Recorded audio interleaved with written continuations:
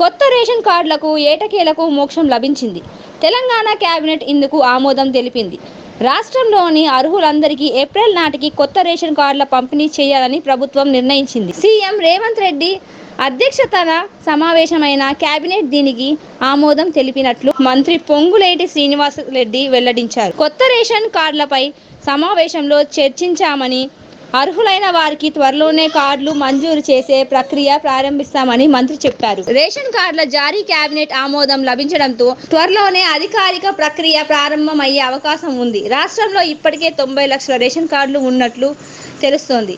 ప్రజాపాలన కార్యక్రమంలో 20 లక్షల మందికి పైగా కొత్త రేషన్ కార్డుల కోసం దరఖాస్తు చేసుకుంటున్నట్టు సమాచారం. వీటిని పరిశీలించి ప్రభుత్వం నిర్ణయం తీసుకోనుంది.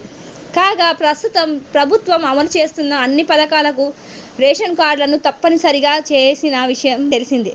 200 యూనిట్ల ఉచిత విద్యుత్తు, ఇందిరమ్మ ఇండ్లు, 500కే గ్యాస్ సిలిండరు వంటి పథకాలకు రేషన్ కార్డును తప్పనిసరి చేసింది. దీంతో కొత్త రేషన్ కార్డుల కోసం ఎదురు చూస్తున్న చాలా మంది ముందుగా కార్డుల మంజూరీ చేయాలని డిమాండ్ చేస్తున్నారు. రేషన్ కార్డు లేకపోవడం వల్ల తాము పథకాల ద్వారా లబ్ధి పొందలేకపోతున్నామని వాపోతున్నారు. ఈ నేపథ్యంలో ప్రభుత్వం కొత్త రేషన్ కార్డులు మంజూరు చేసేందుకు సిద్ధమవుతోంది.